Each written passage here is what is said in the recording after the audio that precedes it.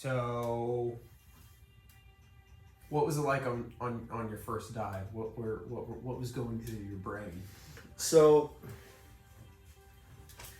I was fucking scared to death, and I did it because the girl I was seeing at the time, she's like, if you want to be my boyfriend, you gotta have to learn to dive. And I'm like, no problem, I can learn how to dive. I didn't realize that, we were gonna do it over and over again, and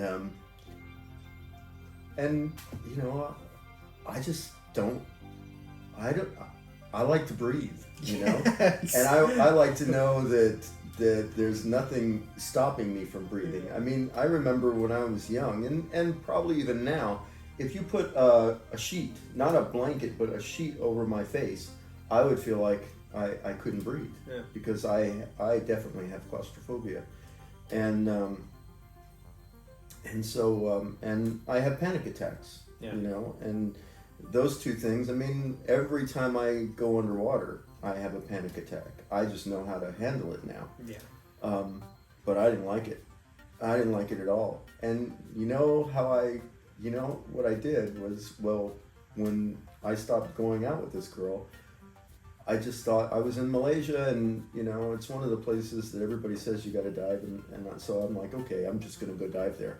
And without her, I fell in love with it. I just absolutely loved it, and I thought, okay, this is something that I can do, and yeah, I get that. I like to drive by myself, but if I have to drive with Celeste, I'm like, no, you're gonna drive, because I don't want to hear the comments. I don't want the remarks, the looks, the feeling that there might be some judgment. I just want to be able to do my own thing in my own space. yeah.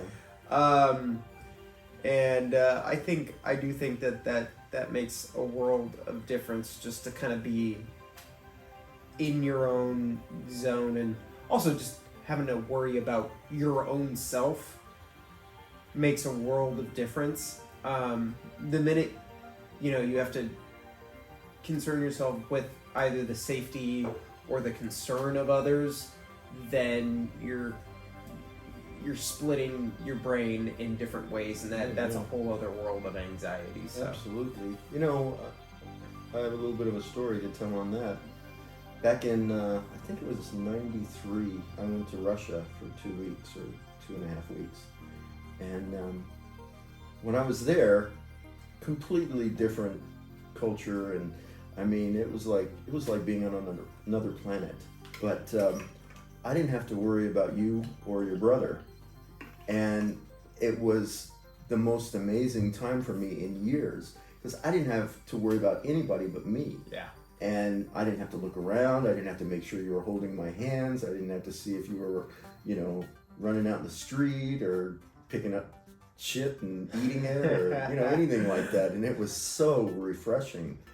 And I thought, I'm really going to enjoy when you guys move out, when you grow up and move out. Not that I didn't enjoy, having you, but... Hey, well, you know what? You reached that point, pal. Yep. I'm free.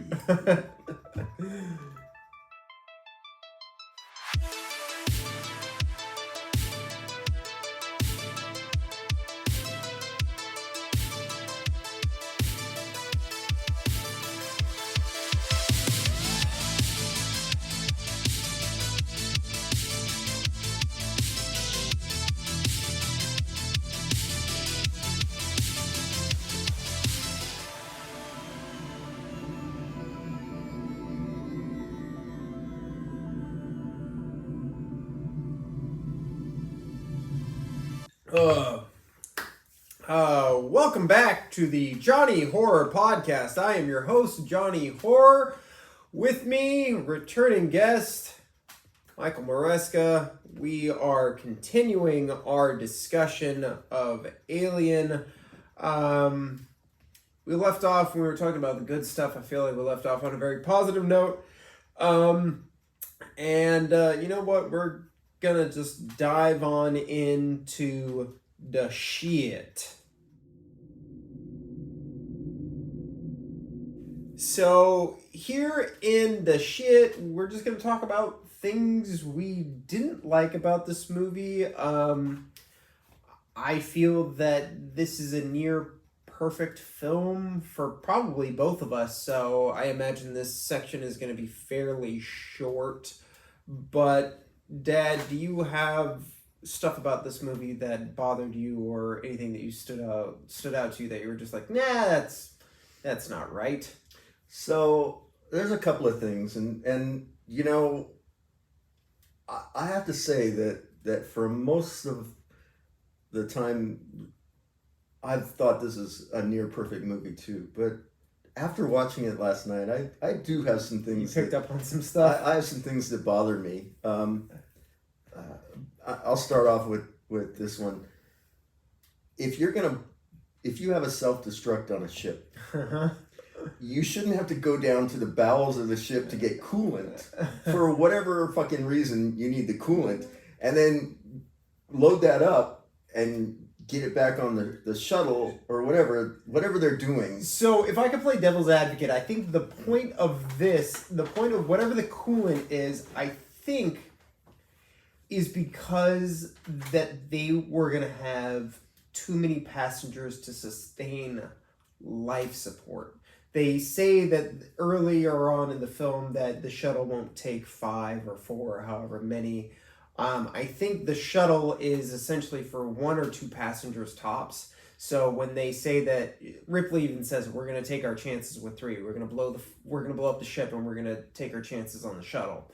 I think whatever the coolant comes into play, and I mean, again, this is, you know, really up to the filmmakers, but I think it was left vague for simply the sake of nobody knows. But yeah, I'll give you that. I mean, I can see where you're coming from. I do think, in terms of storytelling, that's a way to split up our characters and have that be an issue.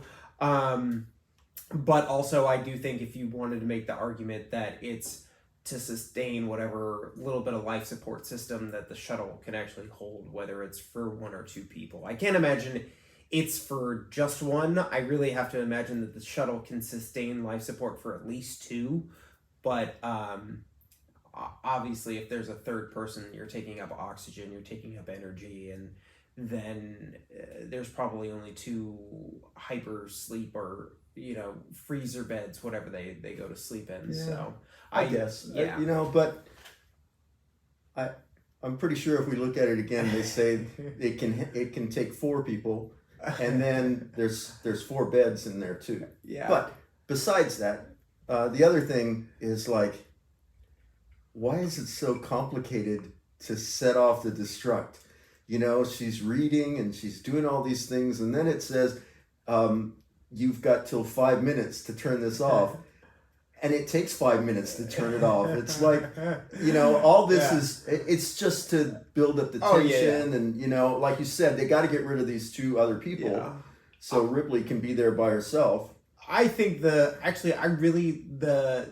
was actually a detail that I really liked on this rewatch, was her reading it, because she's probably maybe given, like, when she first started, she was given the kind of like, all right, this is what you have to do if, you know, whatever reason that you need to self-destruct, why a mining vessel would need to self-destruct or even have that capability put into it. That's, you know, that's really the big question we should be asking. Yeah. But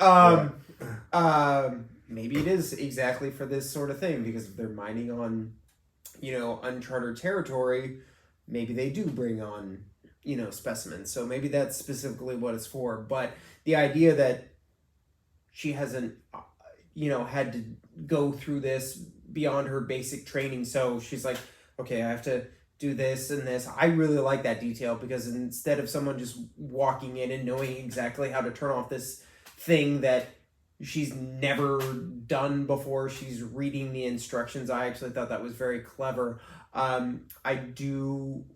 Was kind of like, I didn't think about it too much, but it did just kind of boggle my brain a little bit. I'm like, man, if anybody ever fucked up, they are fucked, you know, in trying to it is complicated. There should be a switch, a button, one switch to be like, yeah, no, cancel this. Right. There's no reason to have to go back and do the whole. There should absolutely be a procedure to set the thing off, but to cancel it, one red button. Like, go for broke. But yeah. So a big part of this movie's marketing is the absolutely genius tagline, "In space, no one can hear you scream." Early on in the film, we see the Nostromo, and there are like certain broadcasting things happening as they're getting ready to take the shuttle down to LV 246 or whatever the fuck it's called. Name your planets. Just name them. Don't number them. And we see the Nostromo, and it's from it, and you hear these these voices echoing as they're talking throughout the ship, and they're echoing, but we're seeing it from space. Like, if you want to make your argument that you have your muffled sound effects for the spaceships, because I think that is kind of, it's not like there's absolute silence. There are like muffled. I think there is. There's enough atmosphere for that in space, but that we're actually broadcasting these messages and we're hearing like echoes in space. When your entire marketing campaign, and granted, the marketing campaign comes after the film is more or less produced, but that was something that stuck out to me. I'm like, oh wow, there's so much sound happening. Yes, absolutely, someone could hear you scream. You could actually broadcast it throughout the airwaves, because that's what they're doing at the start of the film. But that was something that stuck out to me this time. I hadn't caught that before. I was like, oh god, don't think about that shit too much. What else you got for me? So I think like Star Wars for me has held up over time. It's like they had enough, they thought about the future enough, or the world that they were in, that they kind of distinguished the technology from 1976 or whatever, the 70s and 80s when they were doing those movies, to where you could look at it today and you could still say it's believable. But this one, to me, it's like, for all the thought that they put into the sets and all that, like the computer room, or even the responses the computer gives, like that does not compute. To me, being an engineer, a computer engineer, I'm like, there's no computer that would ever say that. And so I think when I first saw it, I'm like, wow, all the lights in the computer room, that's so cool.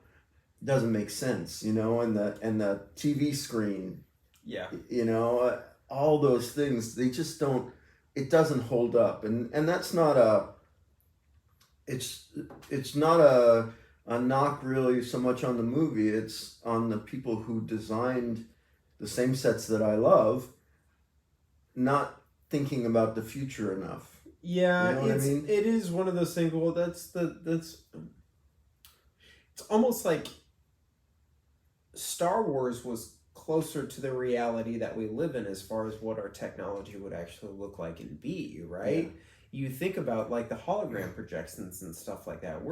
We have those holograms now, even if it's not like, I'm not pulling up my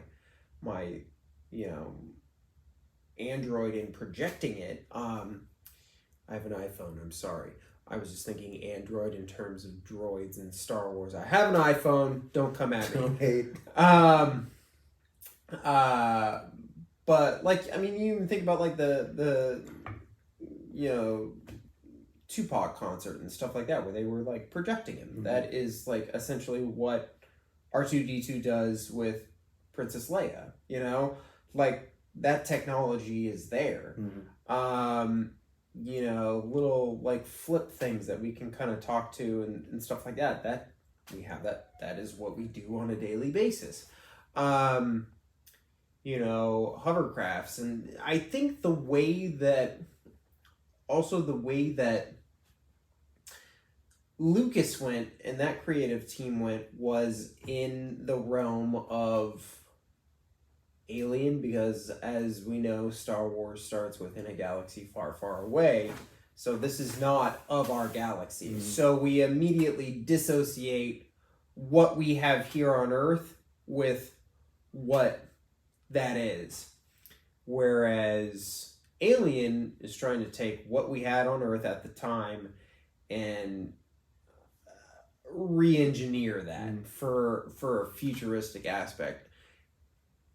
And it's interesting because you jump ahead however many years it is, like 25 years, when they do Prometheus, right? And you can kind of see Prometheus is a prequel to Alien, and you can see how good that technology looks on their stuff. And the justification was, well, you know, you had these guys that were, you know, driving trucks in space back in 1979. But I'm like, it's the same company, right? It's the same. I mean, and where would you need an operating room that's run by a robot than on a space truck where these ore miners probably you know lose their hand or something like that. Exactly. Yeah, and then I mean, along with that, it's like, you know, it's a little thing, but that bird dipper. See, now that was something that you said that you didn't like, but to me that was something I did like, because to me that was totally Brett and Parker, like, fucking throwing that shit in there. Maybe Dallas threw like 3 of those things out, but they just kept on bringing them back in. That was like a small, to me that was like me and Brian. Like, that was like something that would piss me off, and Brian would sneak it back in. He would sneak it back in. It's not something that's supposed to be on that ship by any means, but it is the characters themselves. And again, that goes back to what I was saying in the last episode, which is like, it feels lived in. Little things that, like the fucking Hawaiian shirts. Like, there's no reason. You know, if you go to, you know, 2001, A Space Odyssey, you know, you're not seeing fucking Hawaiian shirts, you know? So that lends itself to, at least for me, it lends itself to the lived-in quality of these are real people doing dumbass shit. I guess, you know, for me, it's just, you know, when I was a kid, I saw those. And I don't know when the last time I'd ever seen one, but I remember when I saw that movie, I was like, nobody has those things anymore. You know? So if you're gonna maybe a slinky, you know, put a slinky in there or something like that, because that might stand the test of time. Yeah, I mean, I'm sure that was also in the social zeitgeist at the time. I don't, you know, I actually have a wonderful staircase for slinkies now, and I don't even know where I could fucking. You have to go to like one of those like odd like mom and pop toy shops to find a slinky these days. I suppose I could order one on Amazon. Oh, I'm sure you could get it on Amazon. I could get 10 for titanium size or whatever. Yeah. One of these. This is really my last like kind of big thing. It's always been this one particular shot that has bothered me, even when I first saw it, is when Ripley launches the alien out into space, but he's still hooked on the little, you know, grappling gun. Yeah. And he's just kind of like floating, and he like kind of like latches onto the outside of the spaceship. That whole like bit about him floating, like he just kind of looks like a blow up doll, and it pissed me off ever since. Like, there's if I was Ridley Scott, who is well known for being a stickler and an attention to detail, I'm like, dude, you could not have shot. I would have shot that fucking 16 different ways to Sunday. I would have gotten every different angle I could except that angle, because it's just like, yeah, it's really hokey. And I'm like, that's the only, for me, I know you kind of mentioned it earlier where you thought like the alien with his arms, like kind of, like to me, he almost has like an apparition like look to him. It's very kind of creepy to me the way he kind of like opens his arms and moves towards Lambert, because that's almost, to me in my mind, that's how she's viewing this sort of ungodly apparition moving toward her to annihilate her.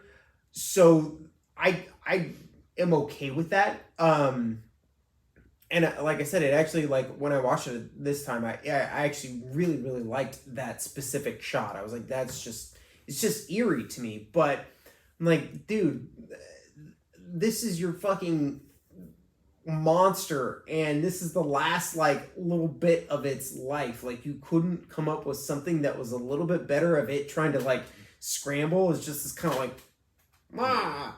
Yeah. And that has been something that has bothered me every single time I've watched this movie. But I think that is probably, like, my number one and only really big issue with this flick. It's just that one fucking shot. What was the budget? It wasn't that big, right?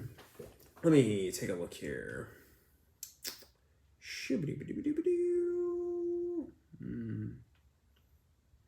Somewhere Brian is just saying dead air. And I'm getting very angry at him. I could do, have you seen Spaceballs? Where the alien comes out and he goes, hello, my baby, hello, my sweetheart, hello, my good time gal. I love that bit. I saw that before I saw the actual film. So the part where John Hurt's like, oh no, not again. It only became funny to me in retrospect. Okay, so like a dancing penis. Yeah, that's one of the things where I see the little baby version of it. I'm like, you guys didn't want to, like, maybe make him green or something like that instead. Budget was estimated to be $11 million. Yeah, I was thinking about 15 million. So that's, I mean, maybe he didn't have any more money to spend, and with that one shot. Yeah, I mean, and that is you know. That is the argument, but I mean, dude, like, I would have fucking cropped that shit. I would have done anything. I would have cut that shit out and just, like, done, like, a fucking cut to, like, a hand grabbing onto the spaceship. I would have done anything. But, you know, so you've only seen the enhanced version, right? Or have you seen the original? Because you saw it on DVD. It wasn't Blu-ray. I've never seen whatever, like, 35 millimeter or whatever the original cut is on. I kind of think that the original, it was more... well, you said it was darker, right? Well, definitely darker, but I think even that shot is blurry. Yeah. You know, it's almost like you're looking through, another spacecraft or something, and there's lots of glass. Mm-hmm. Because I don't... That's my last thing I don't like is I think they lightened it up so much that you can see all the fake things. Yeah. And it takes away your imagination. And to me, and Akiko was telling me this last night, she goes, it's not scary. Yeah. You know, because you can see everything, and it doesn't make it, your mind isn't working as hard. You know, your mind isn't making it scary. Yeah, I think definitely watching it on a high definition. I mean, I like there are pros and cons, because I totally agree with what you guys were saying when we were watching it, but I also just, like, at this stage in the game was so... It's hard because, like, if you think about it in terms of, like... Nobody, like, younger than me is really going to go, like... Very few people are going to go seek out Alien, you know? Very few people are going to go seek out these movies that are 40 years old, you know? So these restorations and hard copies of, like, home media and stuff like that, they're made for fans. So when you get these... Absolutely. I mean, like, I was watching it and I was just like, particularly the scene with Brett trying to find Jonesy, I was just like, God, I can see every single pore on the man's face. It's beautiful. This is fucking beautiful. Like, to me as a fan, like, I appreciate that. I totally get where you guys are coming from, but I'm also watching the film going, this is just like a gorgeous restoration. Yeah. I can't get enough. but also like on the flip side of that, I would love to see like a grainy, like drive-in cut, like 35 millimeter print, like film. Like I would love to see that. I don't get to see that too much, and I don't know how much I also like growing up would appreciate that. Like I grew up on VHSs, like for the first part of my early life, but by the time I was 9 years old, DVDs were happening. So while I'm very appreciative of the time and place that, you know, the 80s were, and those rough cut VHSs and everything that kind of came before that, like I've so much grown up on HD and restorations and DVDs and being able to, you know, pick what scene you want to go watch and whatnot. But yeah, I can agree to that, but that's that negative thing for you is upon this most recent rewatch. That's not strike Definitely. against the film as a whole, you know? Not at all. Any other like random thoughts or feelings about this film? Anything that doesn't quite justify as good or bad? Just kind of like, you know, things that you thought. One thing that I don't know if I saw it in the beginning, but I really feel like Ash is Hal. Yeah, you kind of mentioned that. There was that great bit where, you know, Ripley was trying to get out and she was like, open the door, Ash. And you were like, open the pod bay doors, Hal. Yeah. And I was like, I thought that was really interesting. And who knows, like only Ridley Scott knows if that's what he was doing. But I do think that was a very interesting correlation that you made there. Yeah, and I mean it's like the computer is saying that this is more important than you. I've got to do this job, and you're expendable. And even like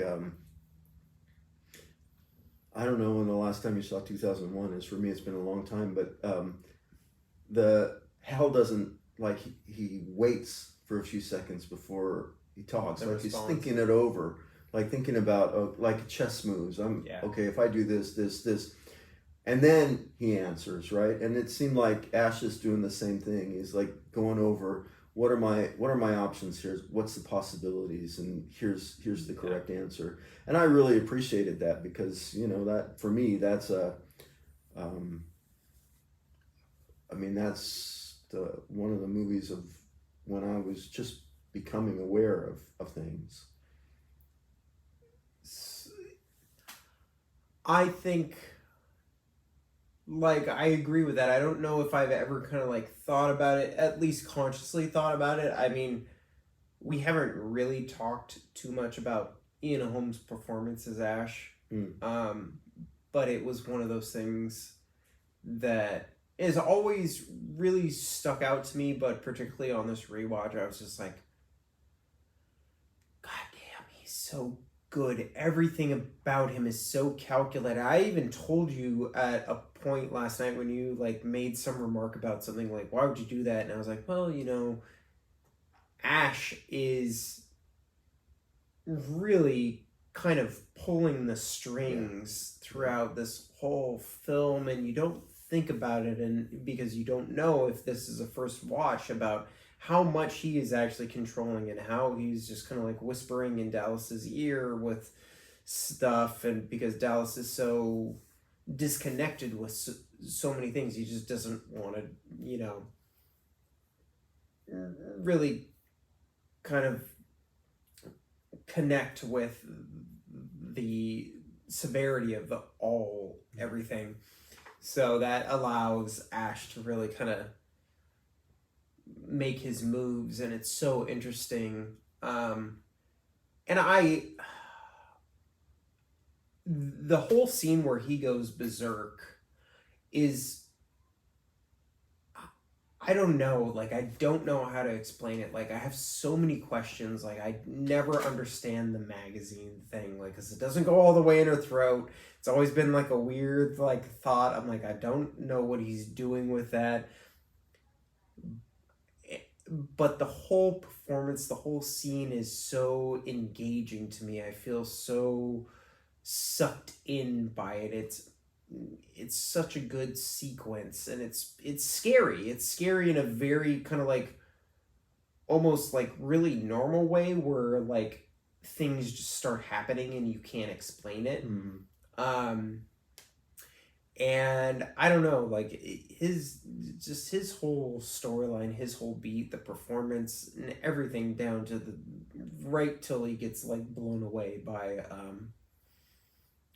Parker's fucking flamethrower. He's so fucking fascinating to me. So yeah, I really loved his performance, and I think, you know, if you watch it the first time, you got to watch it again, because like even when they're going down to the planet and he's in the chair as they're descending, it's like, why don't you sit up straight? He's like this, you know, in the chair, and then, you know, and like the way he dresses is so frumpy. Yeah, you know, he's got the like things tucked into his like high tops and whatnot. Yeah.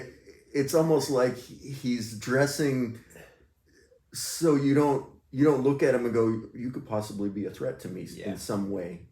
And all of those things, and just how, like, you know, if you don't know that he's watching for the egg to go down his throat, you wouldn't see that in the first. I mean, maybe you could, but it's so hard to see even on the new version. On the old version, I don't think you could have seen it. Yeah, because it's such in the background. Yeah, and focus, I'm sure. You know, but he's like, well, maybe we should wait, if we're not sure if we should kill it or not, or take it off. Yeah, and all of that things, shit, where you're just like, when you go back and rewatch it, you're like, oh, dude, he's fucking playing him. He knows what's happening. Yeah.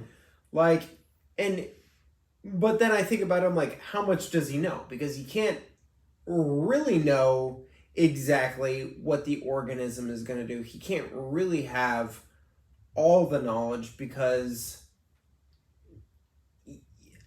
at the time, we'll, you know, kind of leave the prequels off in their own world. At the time, there's no way that anybody could have really known what this being would become and would do. So he's watching with fascination and, you know, curiosity just as much as the audience is, you know.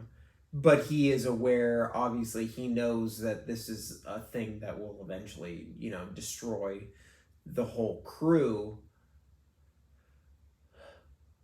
which leads me to wonder, like, was he expected to be the last survivor, do you think? Like, is that something that, like, and bring that ship to port? Because what were they expecting otherwise? You know, what was the company expecting? Like, what's the end game for all that, you know?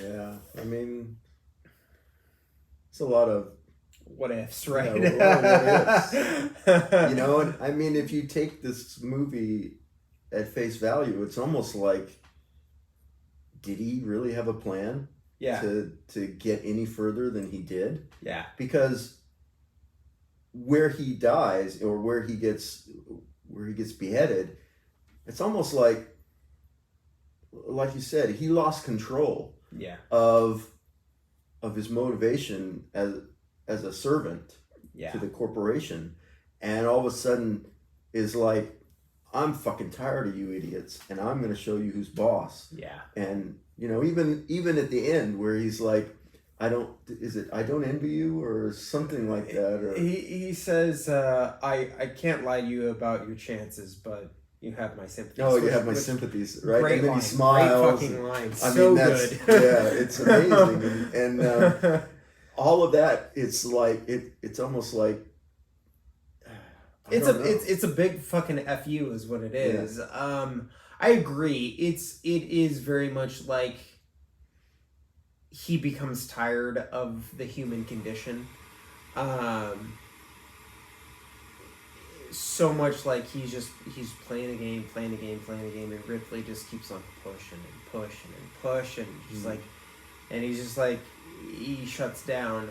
I do love the bit. I don't know if I've caught this before, where, at least not consciously, where Ripley's asking about Ash, and she's asking Dallas. She's like, "Have you gone on many missions?" He's like, "Oh, I went on another 5 missions with a different science officer, and right before we were about to take off, they gave us Ash." And I'm just like, red flag. That's so much foreshadowing right there, and you only really process it upon second, third, fourth. Yeah, I mean, if you heard that the first time, you'd be thinking this is just filler. Yeah, It's exactly.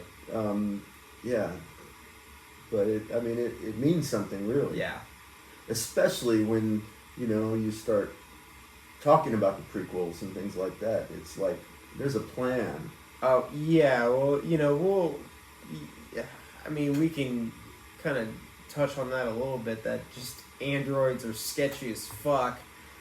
And I don't even think you've seen Alien Covenant, which is... No.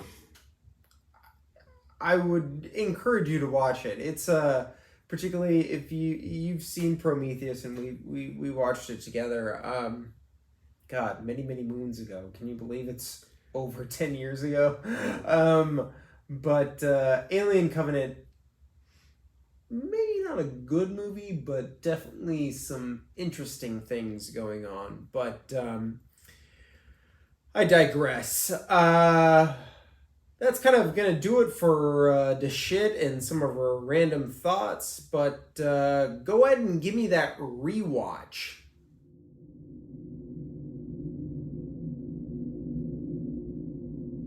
So here in the rewatch, we're going to discuss a couple of different things. First and foremost, kind of question that I would pose to you: if you were going to show someone who's never seen, never heard of Alien, if you were going to show them one specific scene, clip from YouTube, what scene would it be do you think, to entice them to watch the entire film? I think I would show the egg scene in the alien ship. Yes! I think that. Yes! That's a hooker for me. It's yeah.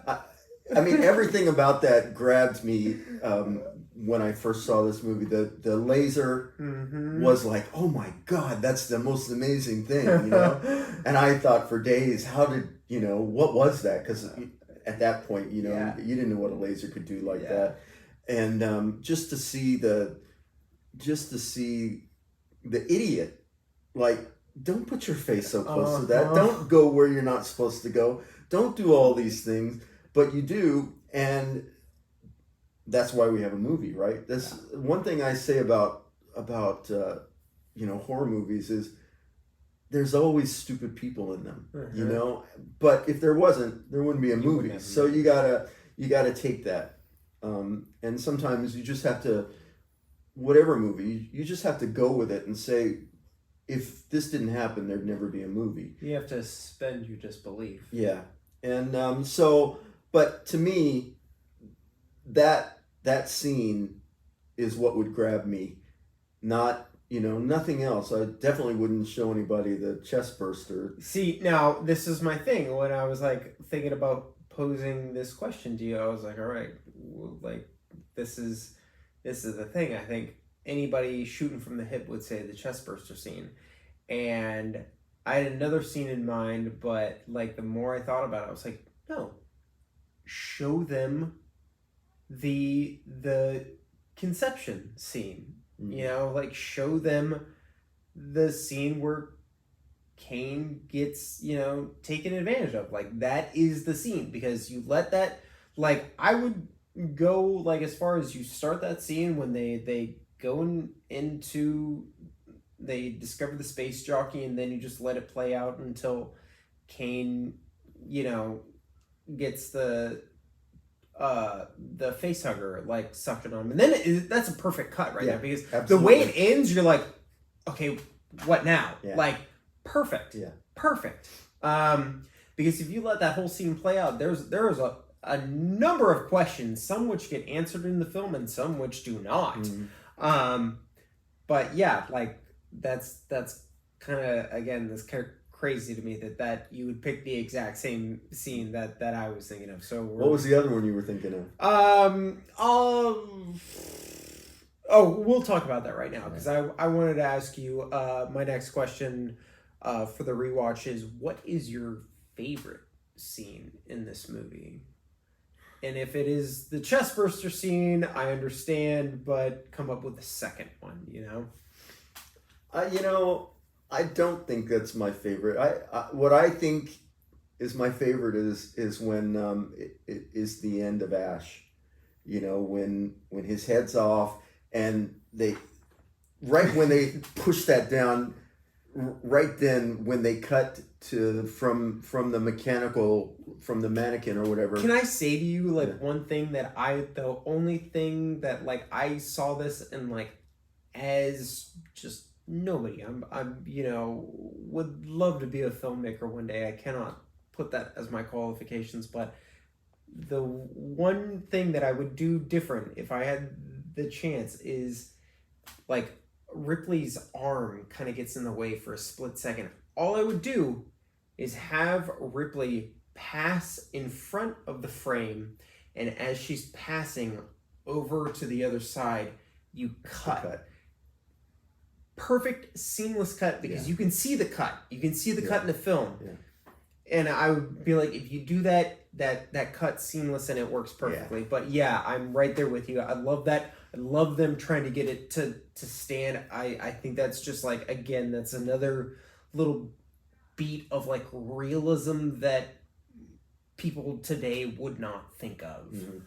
And I agree. I love the way that entire scene plays out. That whole conversation is,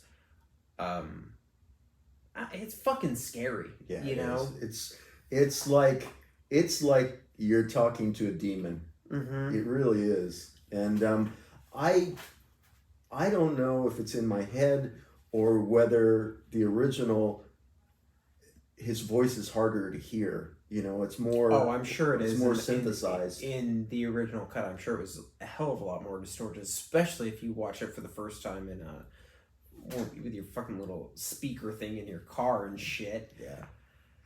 My favorite scene, I had to think about this, like, for a minute.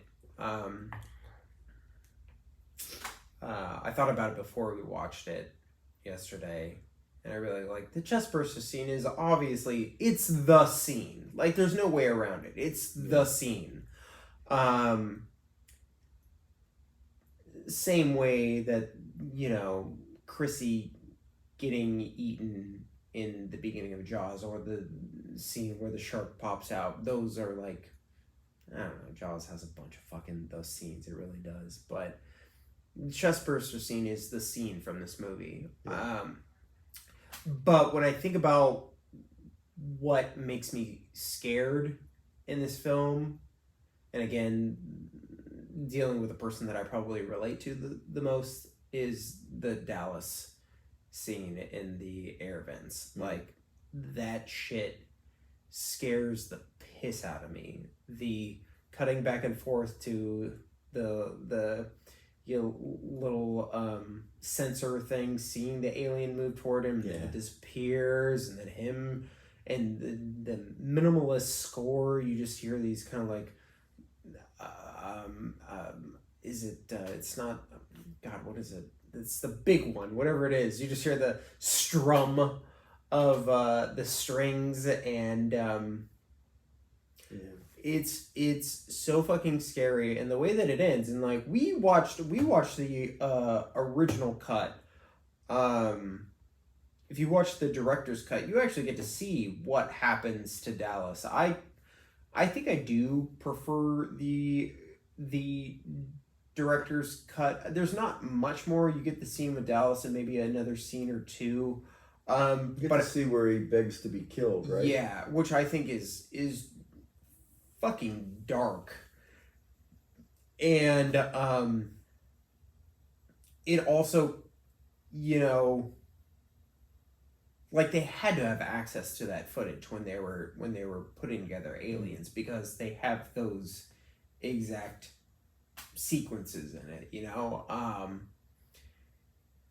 And yeah, what happens to Dallas is arguably worse than what happens to anybody else in the movie, with the exception of Kane, because he knows what's happening to him at that point, because he is impregnated in that stage in the game, which begs the question, you know, do xenomorphs produce facehuggers? Because he is impregnated in that, you know, bit. But yeah, that whole sequence as it plays out is fucking creepy to me, being in those little shafts. I also really like the design of the little like air vents closing, and like how they sound rusty. Aperture, yeah. Like, and just so much of that scene is great. His little bit, just like where he really kind of like is talking to Lambert and he's like, I just want to get the hell out of here. That's like such a real beat of humanity that it that's the edge of panic. Yes. Right there. That's like, you can go either way. Yeah. You know, and you know, he keeps going, I guess. I mean, I don't know. I mean, he does. I mean, again, it's one of those things where it is this person who is trying to do the right thing and be brave, but he's just so human. And again, I feel like that's what most of us would be in that situation. That's why it's so fucking scary, and that's why it's so depressing, because we watch it and we go, yeah, I'm dead, you know? But yeah, that's probably my favorite scene, just because it fucking scary as shit to me. And finally, for the rewatch, what would you rate this as far as out of 1 to 10, the rewatch value? Like, is this like something, and I feel like I kind of know some of the answer on this, but like, is this something that you go back to regularly? How do you feel this is, how rewatchable do you feel this is? Okay, so I think it's really a movie that, like, I mean, I've got it.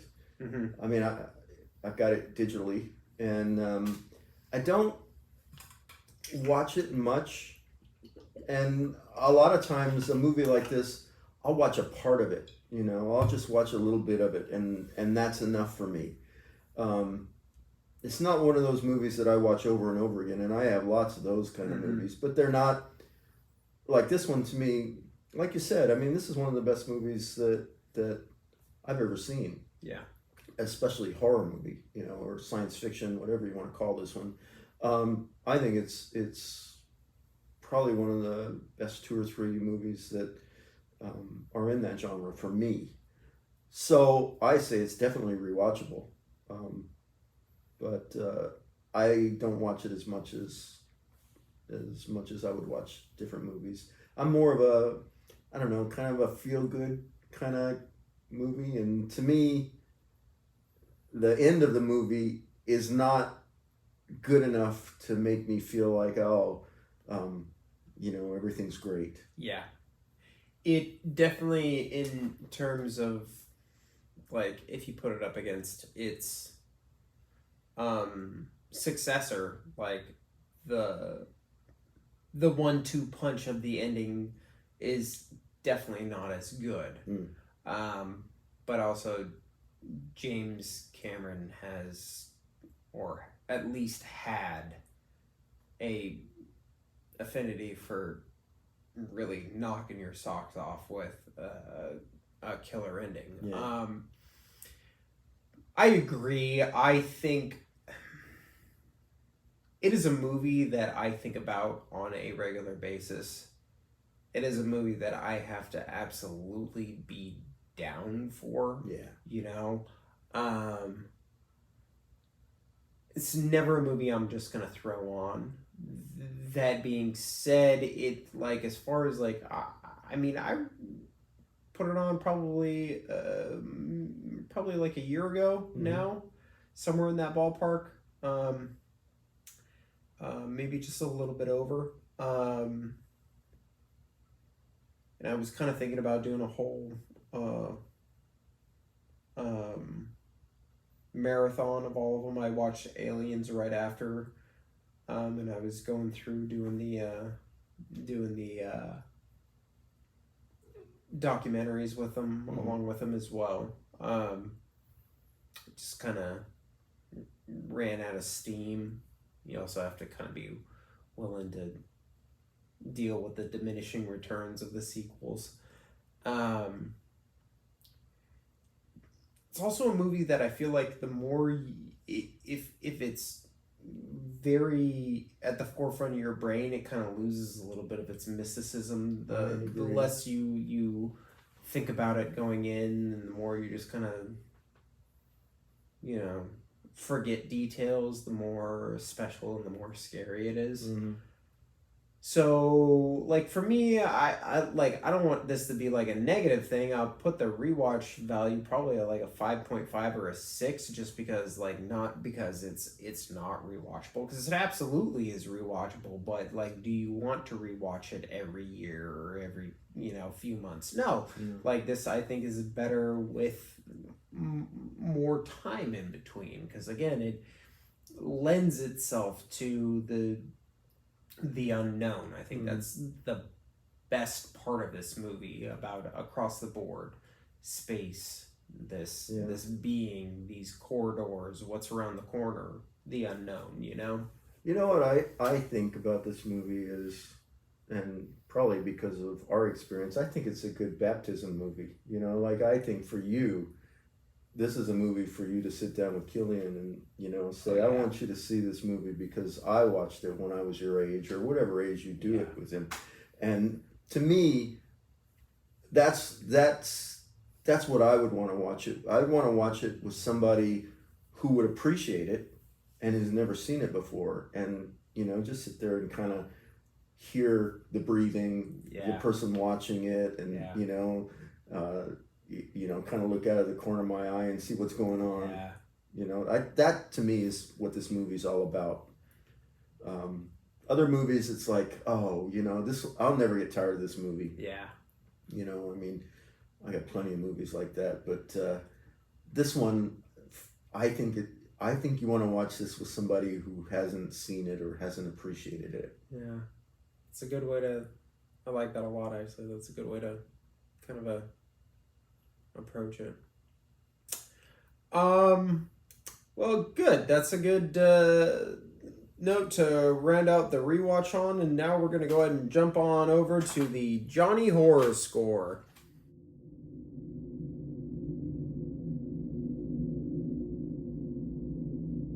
So here in the Johnny Horror Score, we're just gonna, you know, kind of round out everything.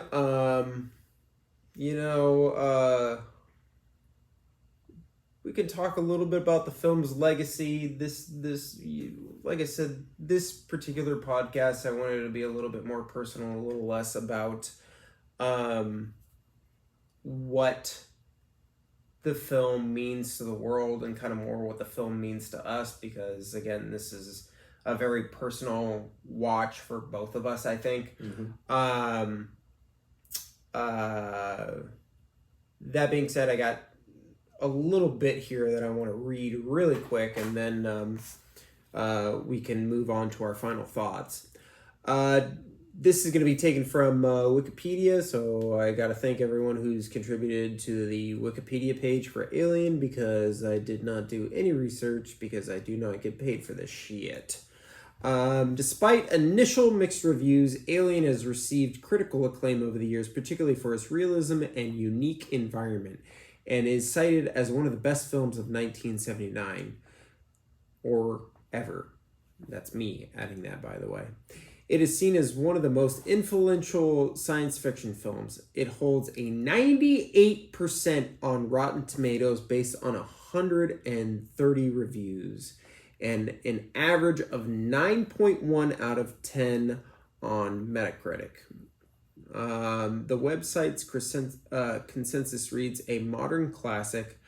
Alien blends science fiction, horror, and bleak poetry into a seamless whole.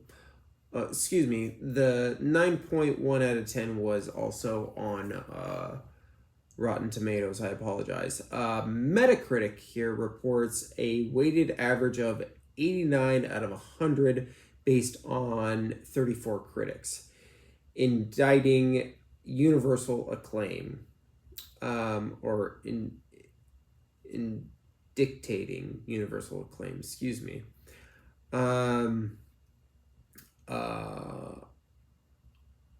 Do you know what that word is? What's that word? Hollowell's? Halliwell's Film Guide awarded it a full 4 stars, describing it as a classic of suspense and art, stunning you with shock after shock.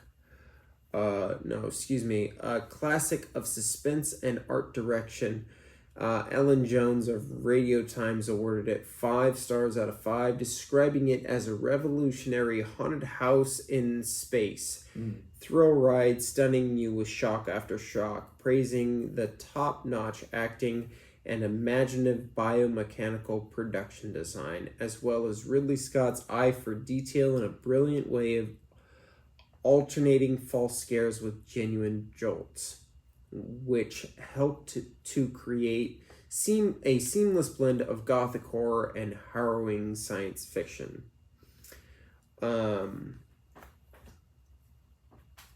So this film is held in pretty high regard. I don't think that comes to a surprise to any of the 3 people that listen to this podcast. I'm doing all this shit for 3 fucking people. You're doing all this shit because you like talking to your kid. Yeah. But yeah, I mean, again, we're not fucking breaking any new ground when we talk about like what this movie did or what its legacy is.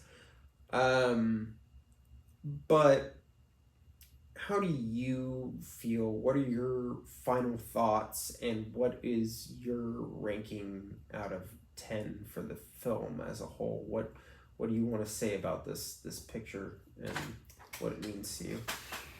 Well, I think for me, if a movie, I mean, I go to movies to be entertained, right? And that's not that hard to do. But when a movie makes me think over and over again about what happened, and it sticks with me, and I try to digest it over a period of days or weeks, that to me is a fantastic movie. Matrix was like that for me. And I have to say that's the pinnacle for me was Matrix and that kind of thought. But this one did the same thing for me. I thought about this movie for a long time about, what the future would be like. And this movie seemed to be kind of have a bleak picture of the future. Like you said, the spaceship's dirty. It's, it's not run by astronauts. It's regular people. And to me, all of that was sort of like a downhill. Mm-hmm.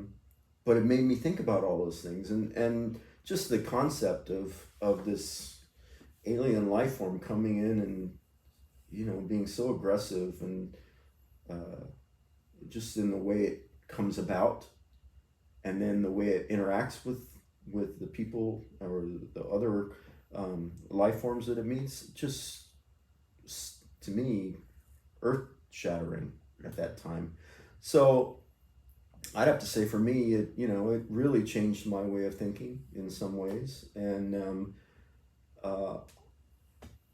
I'd give it pretty damn close to 10.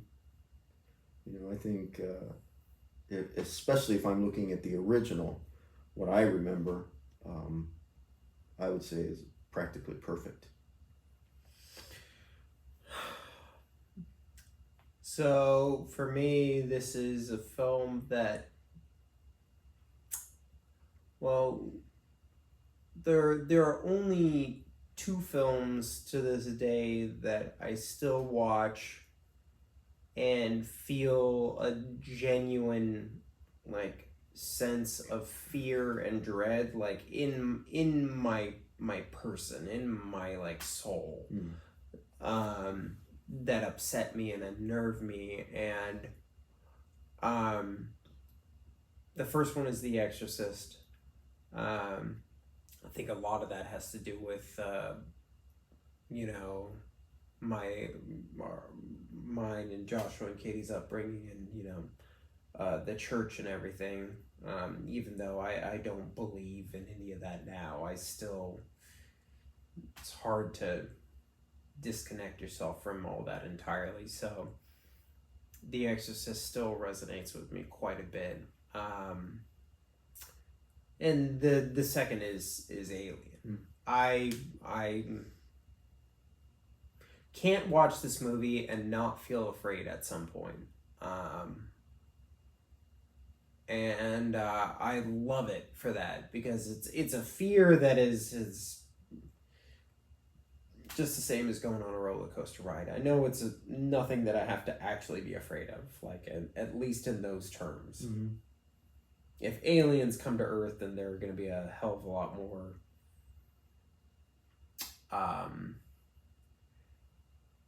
for lack of a better word, smart than, this animalistic creature that we're dealing with. I mean, more cultural. Yes, to say the least.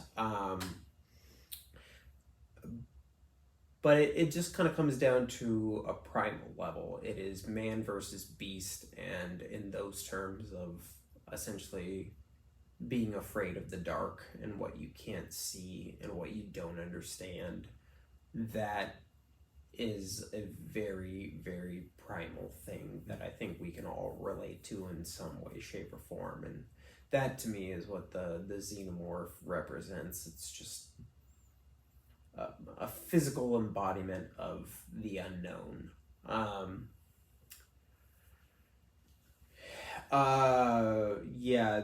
I like just what I can remember. I don't remember much. I remember sitting on the couch with you, and I remember walking into your bedroom after I was too scared to sleep in my own room. All that actually has like a lot of meaning and importance to me, is just like a film going experience, because I don't really get to experience being afraid and scared of silly things like that in those terms. Mm-hmm. And it's something that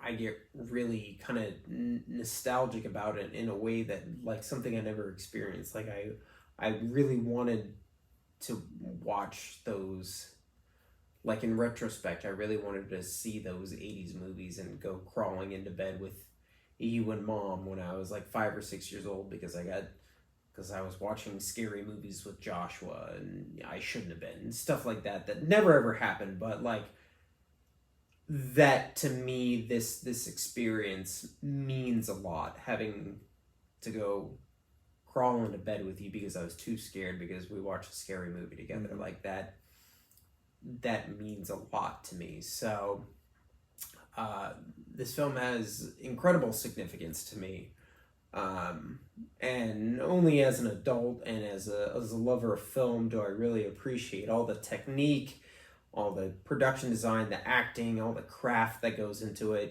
Now I look at it and just see it for the gem and gold mine of beautiful cinema that it is. It's absolutely, like, even like, particularly with the shitty movies that I love, like, this movie is like a 10 out of 10. It's a perfect film, with the two gripes that I could really pick nits with. Mm-hmm. Yeah, I mean, I love this, love this film. And I keep it just enough at arm's length that I never get tired of it, Yeah. I think that's what you have to do with this movie. And like I said, Matrix is probably the other one. When it came out, I watched it. I think I watched it at least 3 times in 2 weeks. But I don't watch it hardly at all anymore because I don't want to lose that specialness of it. I don't want it to be one of those movies that I've seen this 30 times and I know exactly what they're going to say and I don't really like that and I have this ability to completely forget that I've watched a movie and forget about how it ends and all that. And that's the way I like to keep these movies in my head is like, I don't remember. And then it's all brand new again. So that's what I like. That's kind of why I really only try to watch Jaws once a year because I do try and keep that experience. Even though I know what's going to happen, I always try and view it from a lens of I've never seen this before and what is happening right now and trying to process what that meant to me. Even though, I've talked about this on my podcast a bit, that you were the son of a gun that showed me the making of Jaws before I watched Jaws. So, and hey, you did something right because I still I love the film. It's still my favorite film. And it but I agree that there are certain films that you do need to, in order for that love to be maintained, you don't want to over polish it, Oh, I gotta tell you something before we wrap up, or I don't know if we're gonna. We're getting there. Getting there. You probably don't know this, but a few years after Alien came out, they had at the Wax Museum in Hollywood, they had a place called the Black Box, and it was you walk through the Nostromo and the aliens in there, and I went, and it's cheesy, because nothing's really going to happen. Yeah. But it was also really cool that you got to go through the set, and the alien pops out a couple of times, and they had like a Alien versus Predator thing at Halloween Horror Nights a handful of years back. Nothing too special because just the nature of the AVP thing is that it's more action and over the top related. But if they ever came out with a full blown alien maze from the Nostromo, I think I would be legitimately it would unnerve me. I think I would have a hard time with that. All right, I got 2 kind of questions to kind of round this out. First and foremost, try and not think about what I originally posed to you earlier, but if you had to do a double feature with Alien and one other flick, what would you pick?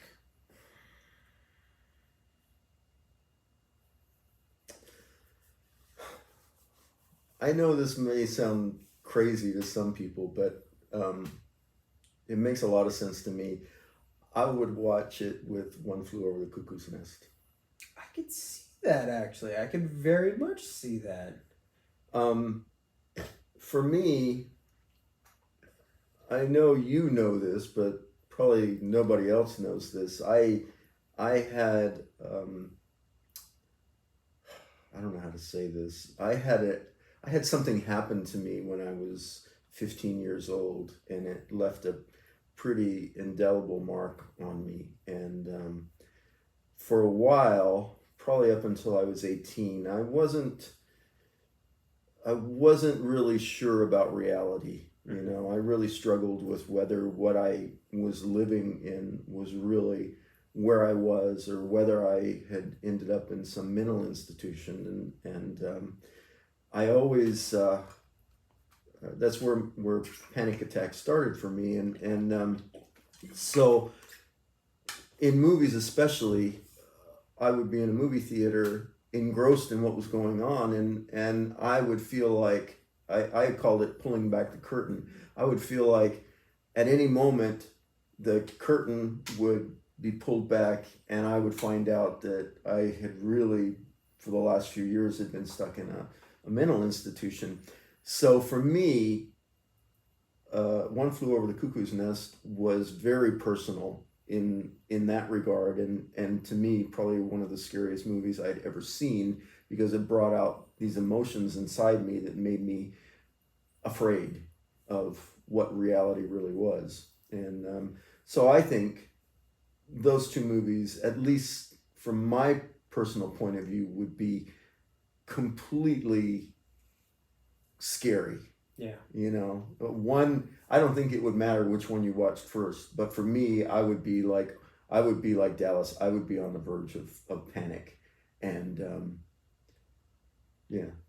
Yeah, I do think that there's an element of, even though I think One Flew Over the Cuckoo's Nest at the end of the day is actually a very beautiful, and like, as depressing as it is, I think there's an element of hope in it, which oddly enough I do not find in Alien, even though Alien does end on a more uplifting note than, say, another movie I'm going to reference here shortly.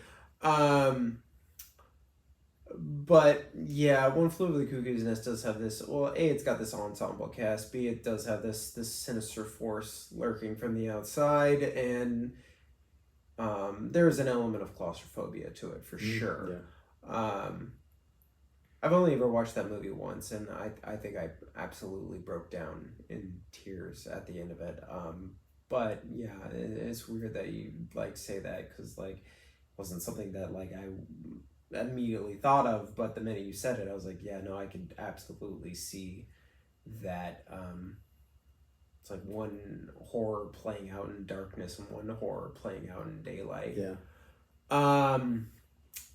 I have two. One is strictly based off of a film that I saw a week ago, and I've just done a review called The Last Voyage of the Demeter, which even the director said was essentially if Alien took place on a, ship on the ocean.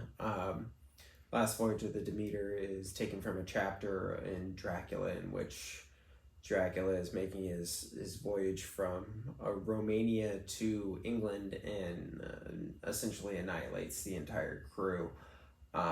When I was watching the film, I kept on going, this is like Alien, this is like Alien. And then, lo and behold, I read the behind the scenes stuff, and that's very much what the director said, that Alien was an inspiration, which, kind of made me appreciate the film that much more. If you acknowledge that you're taking inspiration from something rather than, just be like, oh no, we came with this idea all by ourselves. Obviously Dracula was written a good chunk of time before Alien ever was. So if anything, they're taking inspiration from that novel. But really, there's really the best double feature for me with Alien is John Carpenter's The Thing.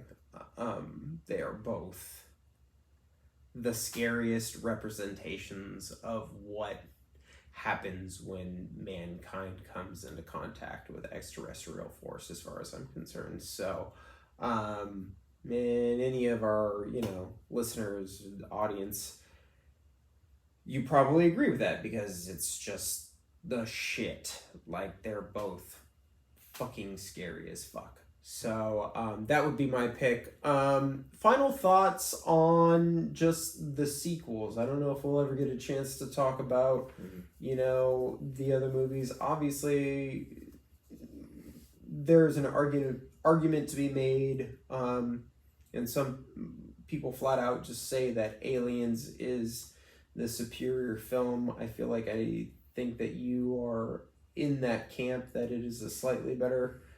I would say, I think, first of all, there's no Aliens without Alien. Yes. So you got to give Alien its due. I think for me, Aliens was more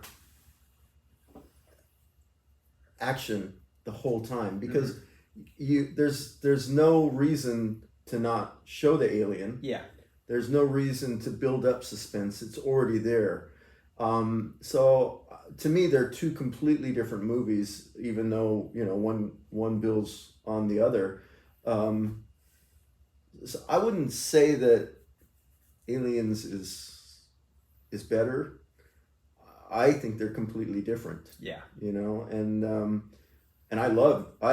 Aliens is a movie I could watch often. Yeah, see, that's a movie that's an easy background watch. That's a movie I could fall asleep to. Mm-hmm. You know, like that's just a movie to have on. I agree 100%. And I mean, Bill Paxton, come on. Oh, gotta love him. like from my earliest fucking memories, there are two things that you would just say off the cuff and I wouldn't know what they meant or what they were from, and one was Benny and the Jets. Benny and the Jets. And the other was Game over, man. And only when I finally saw it, I was like, oh, that's what it is. And you're absolutely, Bill Paxton is great. Well, it's just, there's so much great about that movie. There is so many good things. If you look at it just from a character standpoint, like Ripley goes from final girl to action hero, you know? And there's a big fucking difference between those two things. Michael Biehn is great. Yeah. Lance Hendrickson is great. Even oh god, what's his name? This is Slimeball. Oh god. From the TV the show. Helen Hunt TV show.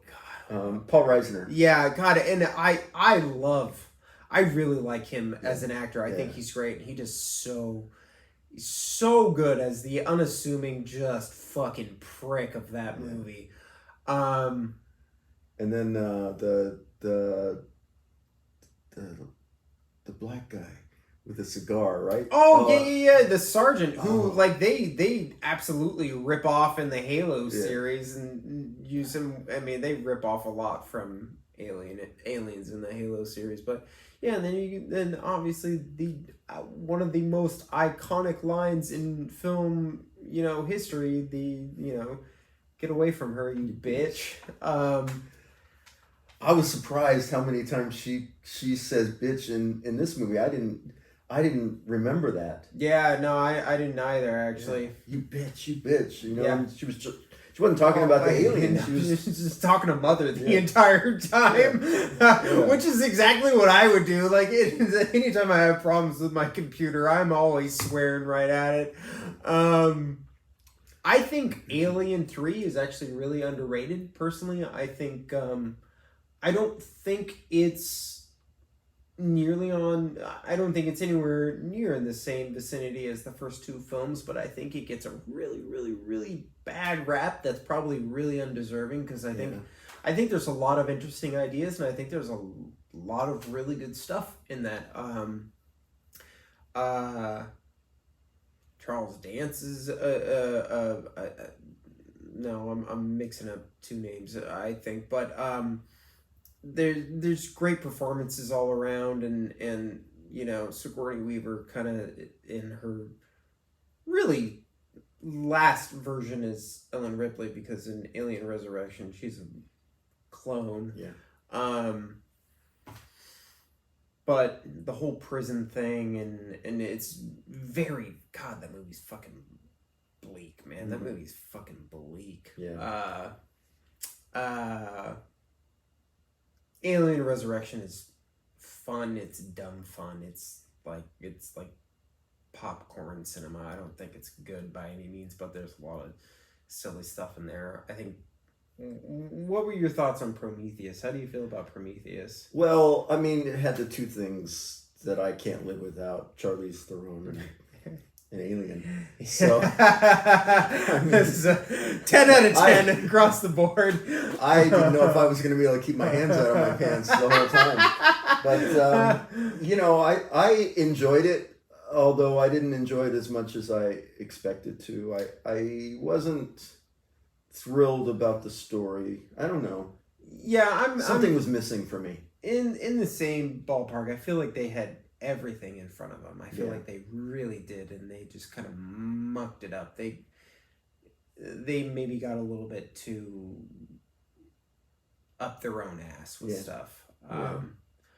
You haven't seen Alien Covenant. I do think I've only ever watched the movie once, maybe twice. There's a lot of interesting ideas in there.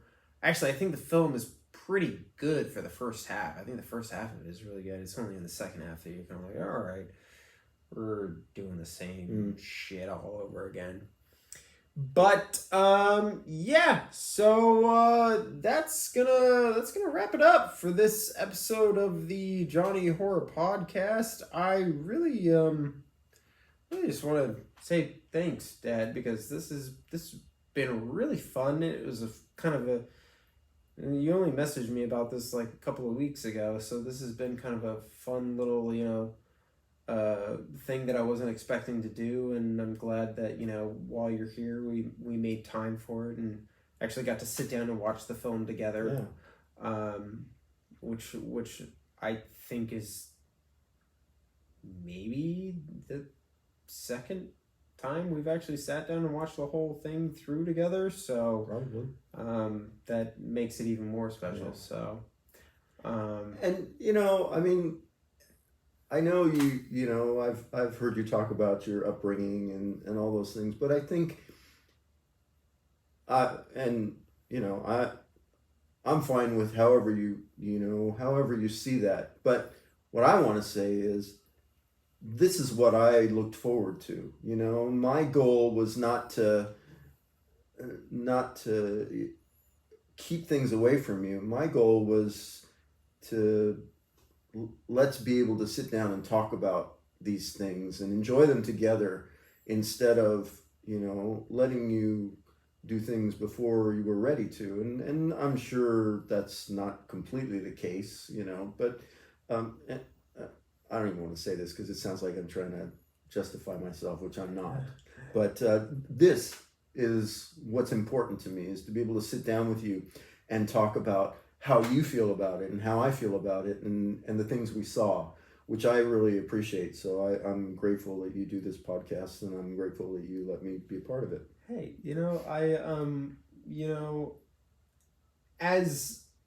as a father myself, I have that kind of, now that you say that, I think about that stuff too. I think about, Killian asked me about the shark movie, and I'm like, we'll watch that when you're ready.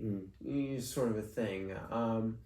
Certain things we just throw on, like the other night, he just wanted to watch Michael Myers, so we just threw on a Halloween movie and we just watched it. He wasn't into it at all. He just kept on asking, where's Michael Myers? Where's Michael Myers? And we had put on one where Michael Myers doesn't show up until 45 minutes into the movie, because that's the one he wanted to watch. But I can absolutely appreciate that. And I think, obviously, I do think that part of that is true, and I can absolutely understand that. I also think that part of it was that you and Mom were in a different stage in your life, and that there was a construct that you both kind of more or less agreed to at the time as far as upbringing your children. And you know what?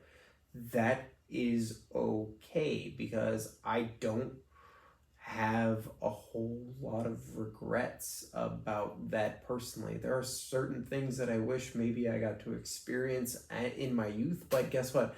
I get to experience them now, and I can actually remember them at least coherently, and And you're not a dumb fuck. I You know, was try worried about not to that. be. I have moments, though. That's for sure. Well, I'm not embarrassed to be seen with you, and especially when you open your mouth. hey, I try not to do it often, so it's only if someone puts a quarter in me.